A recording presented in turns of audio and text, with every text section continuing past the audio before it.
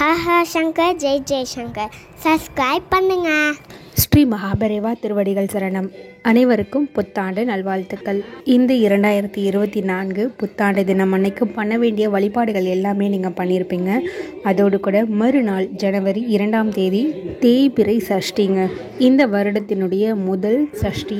நமக்கு நம்மளுடைய வாழ்க்கையில் ஒவ்வொரு விதமான வேண்டுதல்களுக்கும் ஒவ்வொரு விதமான கடவுளை நம்ம வழிபடுவோம். ஆனால் இருக்கக்கூடிய எல்லா விதமான பிரச்சனைக்கும் ஒரே ஒரு தீர்வு ஒருத்தரால் கொடுக்க முடியும் அப்படின்னா அது முருகப்பெருமானால் மட்டும்தான். எதிரி தொல்லை, நோய் தொல்லை, கடன் தொல்லை, இந்த மாதிரி எல்லா விஷயமான திருமண தடை கூட எல்லாத்துக்கும் முருகப்பெருமான தாராளமாக வழிபடலாம். முக்கியமாக சஷ்டி விரதம் இருக்கக்கூடியவங்களுக்கு, குழந்தை பேர் இல்லாதவங்களுக்கு நிச்சயமாக குழந்தை பேர் கிடைக்கும். புத்தாண்டு நாள் அன்னைக்கு மதியம் 2 மணிக்கு மேலேயே சஷ்டி ஆரம்பிச்சிடுது. ஜனவரி 2ஆம் தேதி 4 மணி வரைக்குமே உங்களுக்கு சஷ்டி திதி இருக்கு.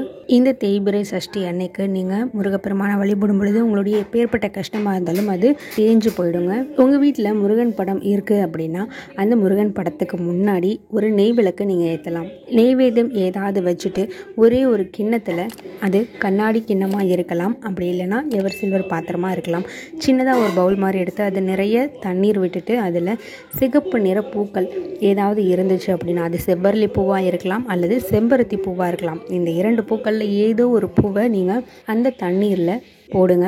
சிகப்பு நிற பூக்கள் அப்படின்னாலே முருகப்பெருமானுக்கு மிக மிக பிடித்தமானதாக இருக்கும். முருகப்பெருமானுக்கு நீங்கள் சாட்டுறதா நினச்சி அந்த கிண்ணம் தண்ணீரை முருகப்பெருமானுக்கு முன்னாடியே நீங்கள் வச்சுடுங்க.